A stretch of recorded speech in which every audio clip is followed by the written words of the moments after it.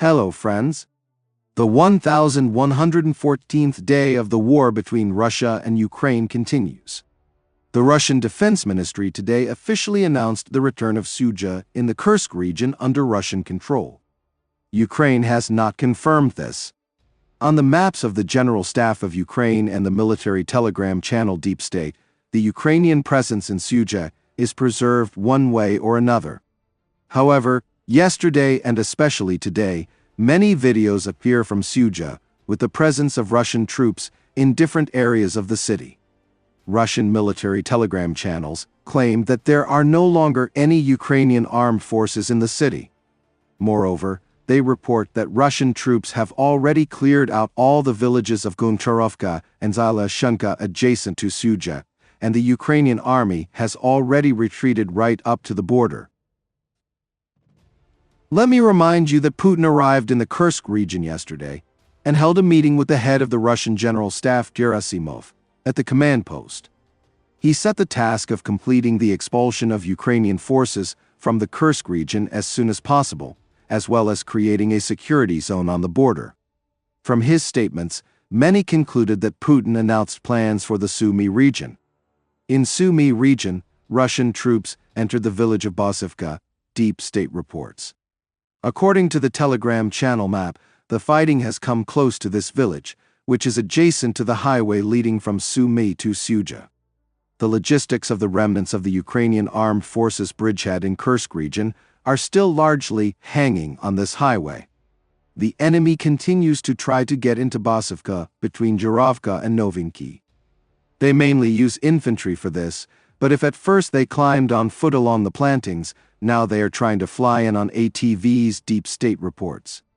He writes that the Russians managed to enter the village, but do not gain a foothold, since they are immediately fired upon. However, the difficulty of the situation is that the enemy has accumulated a fairly large number of infantry, our telegram channel writes. Russian telegram channels announced towards evening that they had already captured Basivka, but there is no confirmation of this yet. In general, according to the Russian version, the fighting in the Kursk region is shifting to the border. Ukrainian troops are holding positions on the Gogolivka-Rubanshchina-Olshna line. Some Russian telegram channels write that Rubanshchina is already under Russian control, and Russian troops have already entered Olshnia and are fighting there. But there is no confirmation of this information. In Donbas, Russians have advanced north of Chasiv Yar in the Kramatorsk direction towards Novomarkovy, which was reported yesterday by Russian telegram channels and confirmed today by Deep State. Let me remind you that Novomarkovy is an important point on the way to Kramatorsk, which is located on a commanding height. Russian troops have also advanced in Bilogorivka in the Luhansk region. Not long ago, it was reported that Russians were advancing in this fortified area of the Ukrainian armed forces. In the south of Donetsk region, the Russian Federation continues to advance from Velika Novosilka towards the highway to Zaporizhia, which is potentially dangerous for Ukrainian forces west of Kurakovy. The main news is that Putin today agreed to a ceasefire in Ukraine, which Trump proposed, but with his own conditions. We agree with the proposals to stop the fighting, but we proceed from the fact that this cessation should lead to long-term peace and eliminate the root causes of the crisis, said the Russian president. I thank Mr. Trump for paying so much attention to the settlement in Ukraine. Putin also listed the conditions under which the ceasefire should be declared. We want guarantees that during the 30-day ceasefire, Ukraine will not mobilize, will not train soldiers, and will not receive weapons, Putin said. He then said that it would be necessary to discuss in detail the issue of monitoring the ceasefire on the almost 2,000-kilometer front line, and who will be able to give orders to open fire. He did not rule out that he would discuss the issue of a truce with Trump. That is, Putin supported the idea of a ceasefire, but will set conditions for it. Of the conditions named by the Russian president, there are two specific ones: stopping arms supplies to Kiev and ending mobilization in Ukraine. It can be said right away that Kiev will be firmly against both conditions. In order to resume U.S. aid, Ukraine basically signed up for a ceasefire, although it did not initially intend to do so. Also, Zelensky is unlikely to plan to stop mobilization. But if we talk about the Americans, it is far from certain that they will immediately reject Putin's conditions.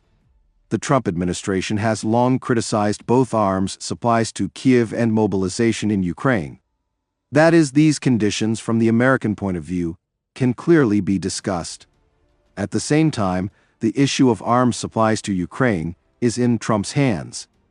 As for ending mobilization after the announcement of a ceasefire, this should be Zelensky's decision. And, most likely, Kiev's first reaction will be negative.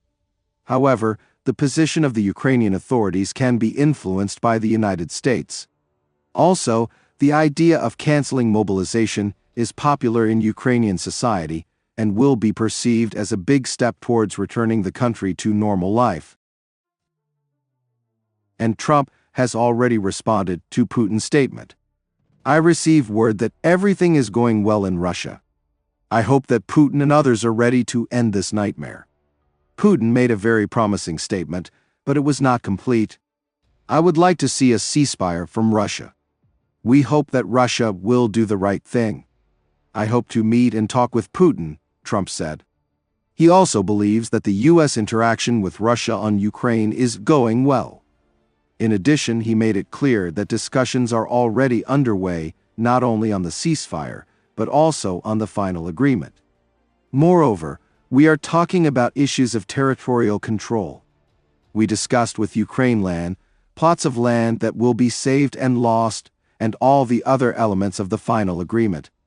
A power plant is involved in this, a very large power plant. Apparently, we are talking about the Zaporizhzhia nuclear power plant. Who will get the power plant? Who will get this or that? So, this is not an easy process. But the first stage is a ceasefire. Nevertheless, many individual issues have already been discussed. We discussed the concepts of territory because you don't want to waste time on a ceasefire if it's not going to mean anything. So we say, this is what you can get, and this is what you can't get. The issue of NATO and NATO membership was discussed, and everybody knows what the answer is. Frankly, the answer has been known for 40 years. So, in fact, many of the details of the final agreement have already been discussed. Now, we'll see if Russia is ready. And if not, it will be a very disappointing moment for the whole world, Trump said, confirming that U.S. Special Presidential Envoy Witkoff will hold talks in Moscow today. On the one hand, we have Trump's positive tone regarding Putin's statement on the ceasefire and negotiations with Russia in general.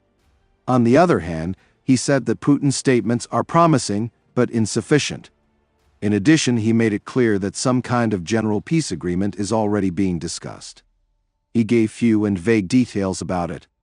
But from his words, one can conclude that it will include Ukraine's refusal to join NATO, as well as the territorial issue.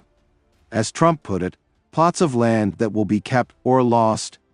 In particular, the issue of ownership of the Zaporizhzhia nuclear power plant, which is currently under Russian control, is being discussed. Again, the U.S. president did not go into detail. But, apparently, during the negotiations, he or Kiev wants to raise the issue of returning part of the territories now seized by Russia to Ukraine, including the Zaporizhzhia nuclear power plant. How Trump wants to convince Russia of this is not yet very clear. Putin and other Russian leaders have repeatedly stated that they do not intend to give anything up. Perhaps, in exchange, he intends to persuade Ukraine to officially recognize the Russian status of other captured territories, although the Ukrainian authorities are strongly against it. But this is still an assumption. There are few specifics. But already based on the voiced positions, it is clear that Trump intends to promote a version of a peace agreement that may encounter strong resistance from each of the parties. In this regard, the key point is the truce, which the U.S. president sees as the first stage even before the conclusion of a peace agreement. The question is that after its announcement, both warring parties can simply forget about signing the agreement and then simply coexist without it if they do not like the version promoted by Trump. This could be like North and South Korea have been coexisting for more than 70 years without any peace agreement. And will Trump insist on agreeing on the text of this agreement in one form or another even before the conclusion of the truce? If so, the truce may never begin, despite all the efforts of Washington. Friends, this channel exists solely thanks to your support. If you have the opportunity and desire to support the channel, I will be very grateful to you. I also want to ask you to leave comments. This helps promote the channel. Thank you very much and see you in the next video.